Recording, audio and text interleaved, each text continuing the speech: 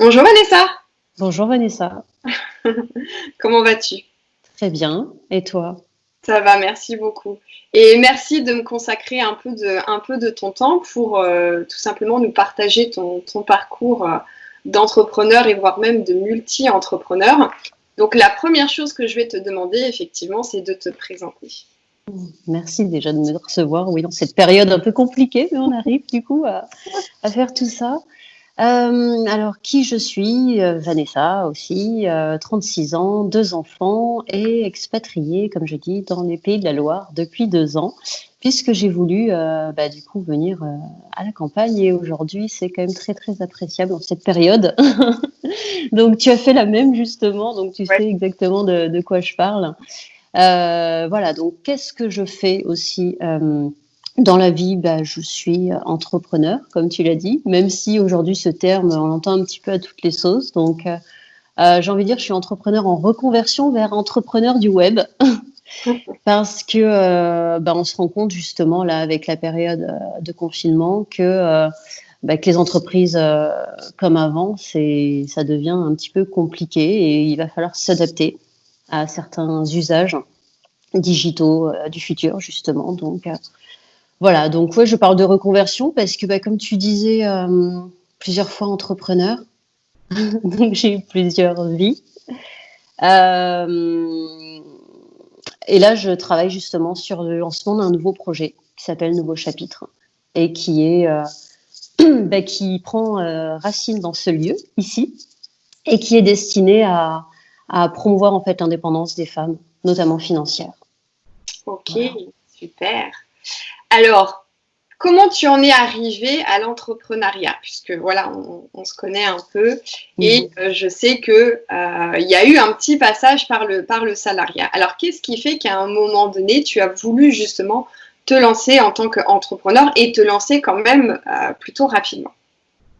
Oui, alors rapidement, je sais pas, mais j'ai envie de dire plutôt c'est des périodes, c'est pourquoi je suis allée dans le salariat plutôt, Ok. parce que je crois qu'en fait l'envie d'entreprendre était là depuis très longtemps, depuis ma jeunesse. Mhm. J'ai fait des études, donc j'ai fait des études de droit. Après, je suis partie, j'ai un diplôme d'ingénieur en construction parce que j'aimais justement, j'aimais bâtir. J'avais envie de bâtir des maisons pour les gens ou des immeubles. Et donc, j'ai voulu me lancer dans l'immobilier. Et j'avais 22 ans, à peu près 23 ans. Et on m'a dit, oui, mais bon, vous êtes jeune, c'est compliqué parce que souvent, tu es payé à la commission. Donc, il faut un mindset, il faut. Enfin voilà, on m'a vraiment découragée. On m'a dit non, mais vous êtes trop jeune, c'est pas possible, vous tiendrez jamais. Et puis à l'époque, il n'y avait pas Internet comme ça, il n'y avait pas le Bon Coin, l'immobilier sur le Bon Coin et tout. Enfin, c'était différent. Ouais. Et, euh, et du coup, on m'a quand même pris parce que je dis laissez-moi ma chance. De toute façon, j'ai rien à perdre. Je continue mes études en plus par correspondance aux ans. Enfin voilà, j'ai tout à gagner justement d'apprendre et d'être formée et tout. Donc, c'était pas de l'entrepreneuriat vraiment, mais ça a été déjà un premier pas là-dedans. Mhm. Et ça s'est développé. Alors, je suis devenue salariée après dans le réseau parce qu'effectivement, le salariat, c'est quand même un confort, hein. C'est une paye qui tombe tous les mois. C'est quelque chose. Enfin, on va pas se mentir. On peut facilement tomber entre guillemets dedans aussi, calibrer sa vie, se dire ok, on va commencer à prendre un logement, on va être avec une personne, on va bâtir un peu une vie. Donc oui, le salariat, bien sûr, ça a ce côté rassurant. Par contre, à chaque fois, j'étais pas satisfaite parce que quand tu es salarié et que peut-être tu penses un peu trop en dehors de la boîte, Mhm. tu commences je sais pas, être frustré Ouais. parce que tu peux te plier aux règles. C'est pas un souci de les respecter, mais tu peux avoir beaucoup, beaucoup de frustration peut-être, voilà, et peut-être t'éteindre. Ouais. Donc, Mhm. je pense que c'est ça en fait qui. Enfin, c'était une très très belle expérience, mais voilà, ça a duré 3 ans à peu près, ouais. Et là, j'ai eu envie de me lancer donc à mon compte et je me suis dit, ok, je vais créer quelque chose, un concept. On a toujours des idées un petit peu comme ça, et donc j'avais envie de créer un concept de restauration rapide thématique. D'accord. Ça n'a rien à voir en fait à chaque fois avec soit le parcours, la formation Mais je pense qu'être entrepreneur, c'est être à l'écoute du marché et de peut-être parfois trouver des opportunités et de se dire, ah là, ça, peut-être qu'on pourrait le faire différemment, ou ça, en fait, ça n'existe pas, peut-être qu'on pourrait le créer, ou tu sais, je dis pas de réinventer la roue, mais d'apporter un service, hein, d'apporter quelque chose aux gens. Donc, j'avais ce projet, voilà, dans la restauration rapide thématique, alors que je suis pas passionnée de cuisine et c'était pas du tout mon truc, mais c'était de connecter les gens, de créer un lieu, justement, déjà sur des produits bio à l'époque. Je parle de ça, on était en 2006, 2007. Donc, à l'époque, on m'a dit c'est quand même un truc de bobo parisien, ça marchera jamais. Tu vois. Aujourd'hui, tu ouvres un truc de restauration rapide, à moins de faire des hamburgers et tout, d'accord, mais sinon, tu vas avoir des produits frais, tu vas quand même être assez dans le bio, limite vegan, tout ça. Enfin, donc ça va, ça fonctionne. Donc, j'ai travaillé pendant 6 mois, je crois, sur ce projet. J'ai été accompagnée et tout pour faire un business plan, pour tout ça. Donc ça, c'était génial. J'ai appris beaucoup. Et puis, la fameuse étape, les banques, quand tu demandes 250 000 euros pour te lancer et que tu as 25 ans, tu es mère célibataire, tu n'as aucun patrimoine, tu n'as rien, on rigole. Voilà. Les gens te disent, ouais, revenez nous voir plus tard, mademoiselle. Donc là, une fois de plus, tu te dis, OK, et ben là, tu retournes au salariat. Et c'est ce qui a fait que j'ai été, du coup, j'ai pris un poste, j'ai été chef de service dans une boîte d'énergie renouvelable. C'était génial. J'ai passé 4 ans. Donc, je me suis vraiment épanouie parce que ouais, c'était cool. À chaque fois, quand je fais les choses, j'aime bien quand même les faire bien. Donc, c'était top.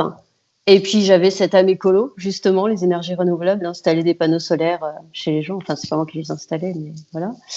Et pareil, au bout de 4 ans, frustration, manque, qu'est-ce que je peux faire de plus que cette routine, peut-être que... Ouais, je pense qu'il y a des choses qui attirent. Voilà, à chaque fois, c'était des insatisfactions. Et puis, j'ai eu mon deuxième enfant. Donc là, plus grosse insatisfaction aussi, c'est j'ai pas envie de le faire garder. Donc, j'ai envie de m'en occuper. Donc, j'ai envie de travailler plus peut-être de la maison ou d'avoir quelque chose de plus souple parce que quand tu es chef de service, c'est apprenant. Donc, c'est cool, mais c'est des responsabilités, c'est des horaires tardifs, c'est des choses... voilà, moi, à chaque fois, finalement, c'était l'insatisfaction qui me faisait changer. En plus de toutes ces idées, bien évidemment, tu vois. Donc, et c'est là que j'ai voulu créer, justement, donc un réseau de boutiques nomades dédiées à la parentalité. Parce que, justement, je voyais que les femmes étaient confrontées au même problème que moi. Hein. Comment tu fais parce que tu as peut-être un bon job, tu es peut-être épanouie, mais tu as envie aussi de profiter de ton enfant. Tu t'intéresses de plus en plus à cette nouvelle parentalité. Je sais pas si ça te parle aussi, tu vois, mais justement, quand on devient maman, on change, on s'intéresse peut-être à d'autres choses. Donc, du coup, on remet en question peut-être son mode de vie, son mode de consommation, Enfin, je sais pas, peut-être que je me pose trop de questions, mais en tout cas... Non, et pour accompagner beaucoup de mamans qui ont eu justement cette envie de changer de vie professionnelle avec l'élément déclencheur de la maternité, oui, ça remet beaucoup de choses en question et bien évidemment la façon dont on consomme, dont on s'alimente, la façon dont on s'exprime, les mots qu'on utilise, etc. Ouais, ça fait partie un peu du package aujourd'hui, quoi.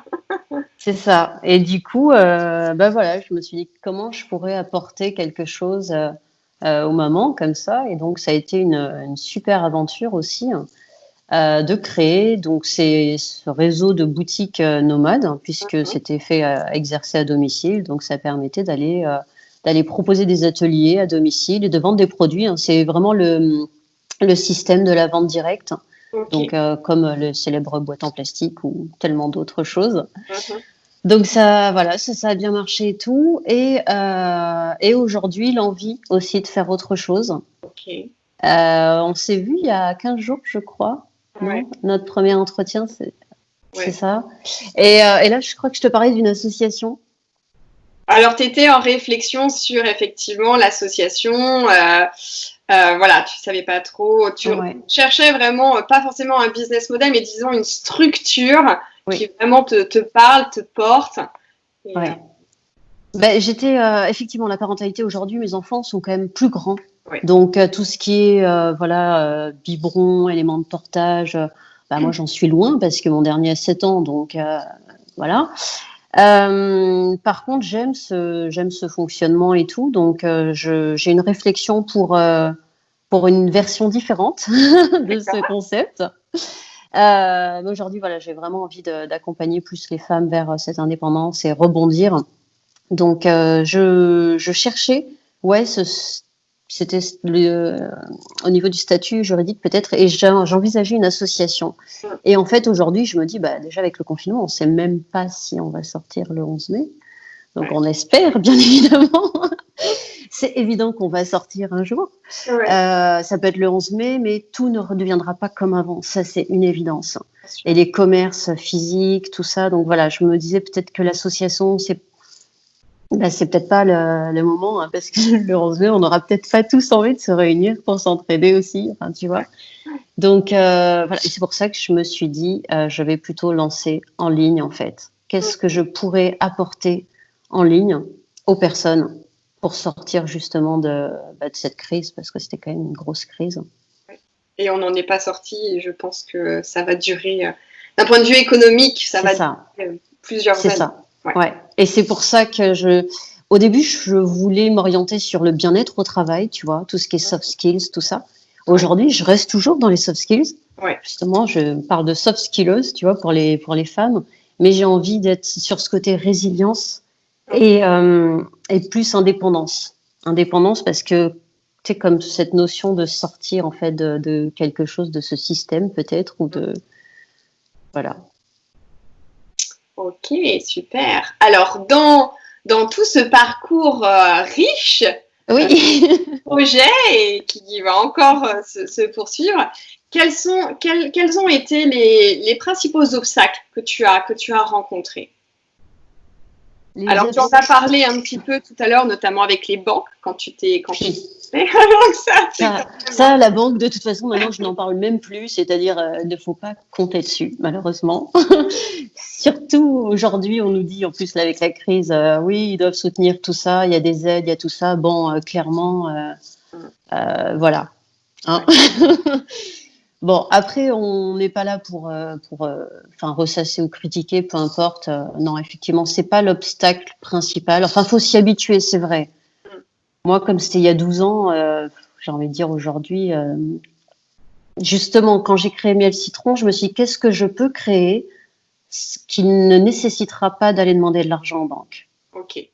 Tu vois, et ça, c'est un point hyper important parce que à chaque projet, on a tous parfois une vision et on se dit, ok, je vais faire ci, je vais faire ça, tout ça, ça va aider tout le monde, ça va faire, c'est génial et tout.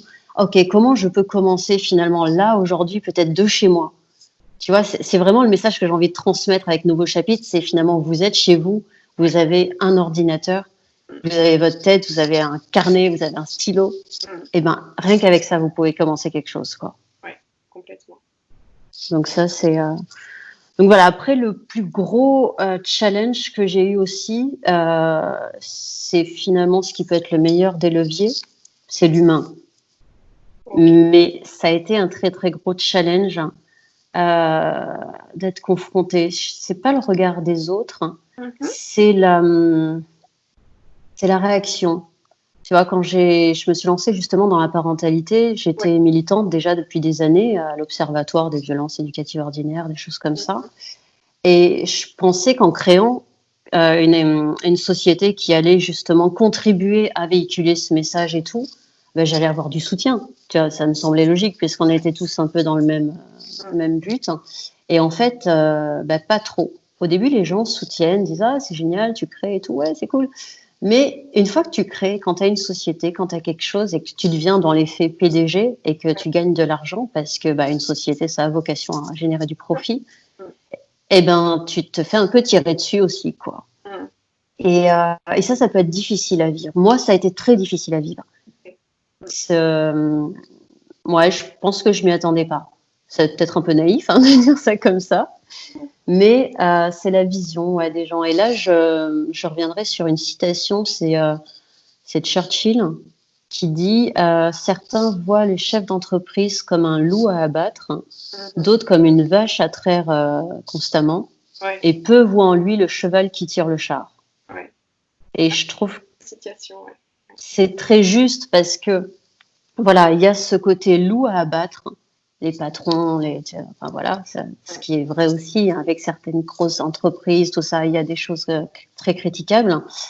Il y a après ce côté vache à lait qu'on vient traire parce que tu vois, dans les phases de recrutement et tout, c'est très très compliqué de faire la part des choses.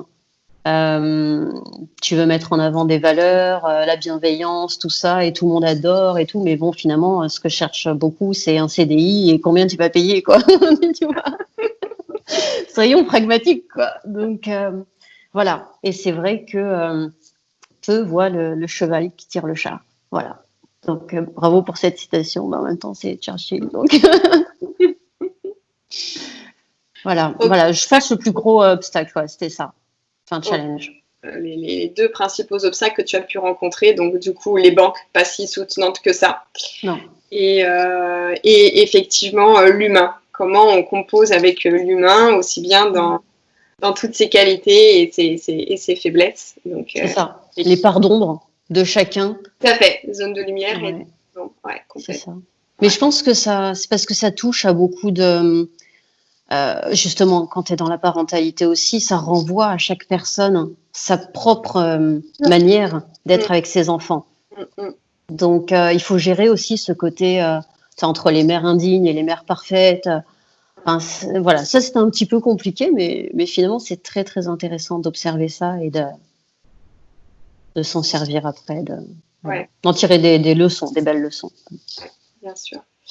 Dans tout ton parcours, bon, je suppose que tu en as rencontré des échecs. Quels ont été pour toi vraiment les échecs les plus importants et qui t'ont permis justement de prendre conscience peut-être de certains modes de fonctionnement que tu avais ou qui t'ont permis vraiment de tirer des leçons et de faire différemment par la suite? De vraies prises de conscience en fait. Il y en a tellement. Au quotidien. Non, mais c'est fou parce que ça... c'est horrible. On peut pas dire qu'on échoue tout le temps. Non, mais déjà, j'aime pas parler d'échec parce que j'ai du mal à voir l'échec dans tout. Il y en a qui vont considérer que, pour reprendre la thématique justement du business en ligne, par exemple, qui vont lancer un webinaire, ils vont pas avoir d'inscrits ou ils vont pas faire de vente, ils vont considérer que c'est un échec, tu vois. Ouais. Ça, non, ça c'est pas un échec. Pour moi, c'est juste, ok, tu fais quelque chose, tu n'y arrives pas trop, tu refais. C'est normal, il faut faire plusieurs fois de toute façon, tu vois. Ce que je parle d'échecs à chaque fois, c'est plus des gros échecs dans la vie. C'est-à-dire en 2007, je me suis retrouvée mère célibataire, donc pendant la grossesse. Donc j'ai accouché seule et j'ai élevé mon enfant seule et tout pendant 3 ans. C'est pas forcément un échec, mais enfin, en principe, on espère que ça se passe pas comme ça, tu vois. Donc voilà, ça c'est plus un échec. Après, j'ai eu quoi d'autre? J'ai eu cet échec du projet quand la banque m'a dit non. Forcément, c'est un échec. Tu te rends compte, ça fait 6 mois que tu travailles avec un groupe sur un business plan, tu sors un dossier qui est comme ça. Enfin, oui, c'est un échec bien sûr, mais c'est pas grave parce que tu te dis comment justement, qu'est-ce que je peux faire concrètement, tu vois, quand ils m'ont rayonné en me disant vous êtes mère célibataire, vous avez aucun patrimoine et vous avez rien, c'est là où justement je suis revenue à Paris parce que j'étais déjà partie en province. J'étais à la Flèche justement, donc encore en Pays de la Loire. Je reviens toujours ici à chaque fois. Et je suis revenue à Paris et je me suis dit ok, je vais trouver un emploi, je vais acheter un appart. C'est là où j'ai rencontré après l'homme qui est devenu mon mari. Bon, aujourd'hui on est divorcés, mais voilà. Enfin, tu vois, il y avait vraiment, ça m'a peut-être donné cette envie. Justement, c'est peut-être là où je puise la force à chaque fois, c'est dans ces échecs. C'est de se dire, ok, comment je peux faire mieux, quoi. Donc, et là, pareil, parce que dans une entreprise, j'ai connu aussi un redressement judiciaire et une liquidation judiciaire. Donc, c'est quand même aussi un gros échec. Mais t'apprends énormément. Donc, ouais, c'est dur. Ouais, mais en fait, je sais pas, peut-être ça te remet, c'est la vie qui te remet là où tu dois être pour Ouais. peut-être apprendre d'autres choses, voir d'autres choses et avoir d'autres idées bien plus grandes et bien plus brillantes et bien meilleures. Ouais.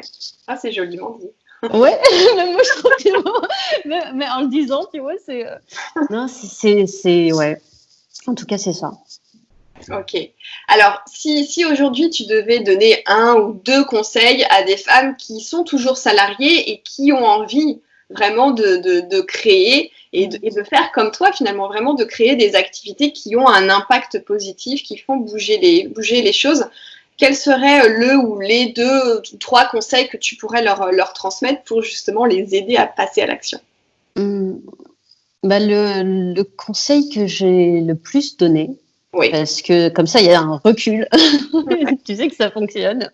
Parce que bon, des conseils, on peut en donner plein, mais à chaque fois, et ce qui m'a moi aussi aidé, et je sais que ça va être, attention à pas me tirer dessus, c'est de ne pas se laisser le choix, justement, parce qu'on parfois on se protège trop. Mhm. Et j'ai envie de dire, on trouve pas la lumière dans l'ombre de quelqu'un ou de quelque chose. Mhm. Et j'entends par là que j'ai donc été salariée pendant à chaque fois des périodes de 3 ou 4 ans, donc j'avais des droits au chômage ou au dispositif d'ACRE ou de choses comme Oui. ça, tu vois. Mhm. Et ça a un côté hyper rassurant parce qu'on se dit, OK, on crée son projet, on a, je crois, jusqu'à 2 ans de... Enfin, voilà, on peut être aidé, donc on peut maintenir un certain train de vie, ce qui est rassurant. Oui. Mais en fait, c'est un peu contre-productif, c'est-à-dire qu'on... Et l'expérience me l'a confirmé avec plein de personnes, c'est que pendant 2 ans, on travaille énormément sur le projet, Oui. mais finalement, ça n'avance pas vraiment. Mhm. Et quand on se retrouve à la fin, soit on se bouge, soit on a commencé à paniquer 8 mois avant et on a commencé à retrouver un autre boulot. C'est ce qui se produit dans beaucoup de faits. Donc, Et ça résonne beaucoup chez moi aussi. Est-ce que tu as connu aussi ça, peut-être Parce que j'ai connu cette échéance d'arriver à 2-3 mois avant la fin des acédiques et de toujours pas vraiment facturer et Ouais. pas vraiment de se dire bah faut que j'investisse en moi, il faut que je me fasse accompagner parce que sinon j'y arriverai pas.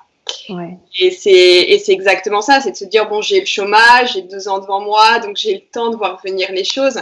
Et oui, on passe beaucoup de temps sur la réflexion du projet en lui-même.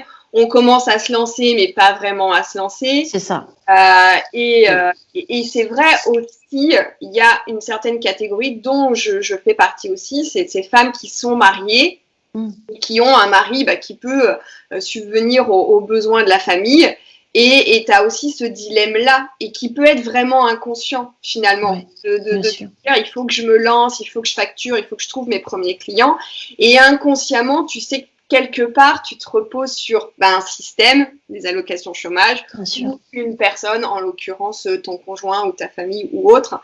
Et oui, et ça conduit à des comportements d'auto-sabotage, tu fais bien de le dire. Ouais. C'est ça. Et c'est surtout, je pense que les comportements d'autosabotage, on peut les avoir quoi qu'il arrive. Et c'est OK, parce Ouais. que ça fait partie de nous et tout. Par contre, on ne veut peut-être pas les voir. Ouais, oui. C'est ça.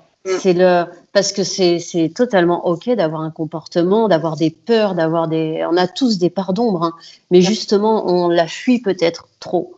En se cachant derrière, voilà, comme tu dis, un conjoint, une situation, un emploi ou des aides, on refuse de voir la vérité, on refuse peut-être de regarder en face le business qu'on veut, parce qu'on peut créer n'importe quoi en fait. C'est pas du tout un souci. Il faut trouver le bon modèle économique, voilà. Mais il faut vraiment pas se cacher à soi en fait. Donc il faut aller regarder en soi. Et c'est pour ça que je prône le slow parce que on est toujours à chercher des solutions à droite à gauche, quelle aide, ou alors tu vois, tu l'as dit, je me suis fait accompagner ou je suis allée chercher de l'aide à l'extérieur, alors que finalement, parfois tu te poses. Alors je vais pas prôner la méditation non plus, hein, personnellement, j'ai beaucoup de mal, mais c'est juste de s'interroger à l'intérieur de soi, quoi. Ouais. Voilà. Ok, donc ce serait ça vraiment le conseil phare que tu donnerais à ces femmes-là, c'est d'aller regarder Oui. par d'ombre et d'y faire face. Oui. Alors, effectivement, tout le monde n'a peut-être pas les capacités d'y faire face seul. Donc, effectivement, c'est là où les accompagnements peuvent être utiles, où les livres aussi peuvent être utiles. Tu peux lire un livre, ça coûte 20 balles, un livre, tu vois.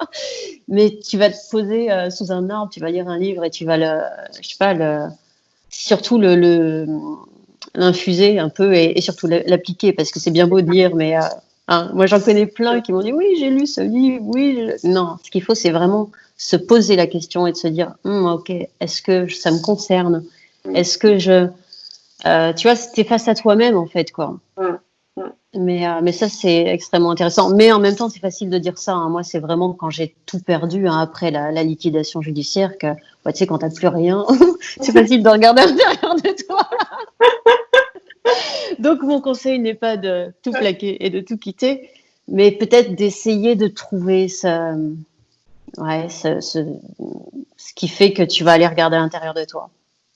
Mais en même temps, c'est OK aussi de traverser les épreuves, parce que c'est qu'on doit les vivre. Bien sûr. Ouais. Donc, complètement. Ça a un sens. Ouais. Alors, après toute cette belle aventure entrepreneuriale et toutes ces choses que tu as pu vivre, qu'est-ce qui t'anime aujourd'hui? Qu'est-ce que tu as envie de faire aujourd'hui? Tu nous as parlé un petit peu de ton projet, donc qui est toujours en réflexion et qui évolue, j'ai l'impression. Non, il est posé. Ça y est, il est posé. Donc, qu'est-ce qui t'anime aujourd'hui? Qu'est-ce que tu as vraiment envie de faire, d'apporter au monde?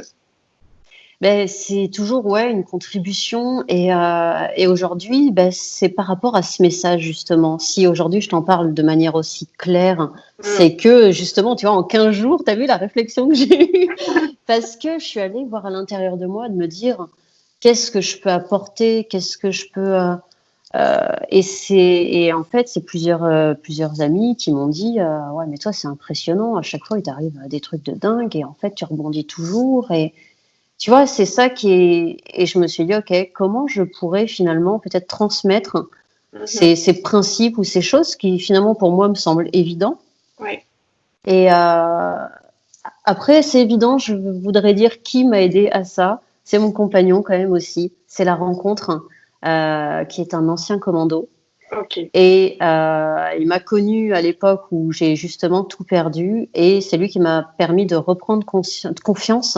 Justement dans toutes ces soft skills qui sont les compétences internes, les choses qu'on peut déjà avoir au fond de nous et comment les développer. Donc c'est peut-être ça. Voilà. Aujourd'hui, ce qui m'anime, c'est de permettre à des femmes d'expérimenter finalement aussi ça pour qu'elles trouvent en elles ces fameuses soft skills. Et qui sont même l'art de s'exprimer en public, l'art de diffuser son message, l'art de convaincre, l'art de vendre, parce que tout ça, c'est un art. Et c'est ce qui peut sauver dans toutes les situations, je pense. Voilà. Donc, on ne sait pas du tout comment ça va se passer les prochains mois. Mais en tout cas, effectivement, si tu es résilient, si tu sais vendre, si tu sais parler, convaincre des gens, fédérer, même, et surtout la créativité aussi, l'idéation. C'est si tu as des idées, tu trouveras des personnes pour t'accompagner et tu pourras créer quelque chose. On ne sait pas encore quoi. Il va y avoir des pépites qui vont sortir, c'est une évidence. Il y a des gens qui vont avoir des projets de dingue, qui vont apporter un vrai changement pour tout le monde et ça va être merveilleux. Donc, hâte de voir ça. C'est ça qui est beau. Ouais. Alors, qu'est-ce qu'on peut te souhaiter pour la suite, Vanessa? De vivre ce que j'ai à vivre, que ce soit en bien ou en mal, parce que tout a un sens. Ouais, tout a un sens. Eh ben, écoute, on va terminer cette entrevue avec cette phrase que je dis beaucoup. Tout a un sens. Oui. Tout a un sens et rien n'arrive par hasard. Merci beaucoup, Vanessa. Merci à toi, Vanessa.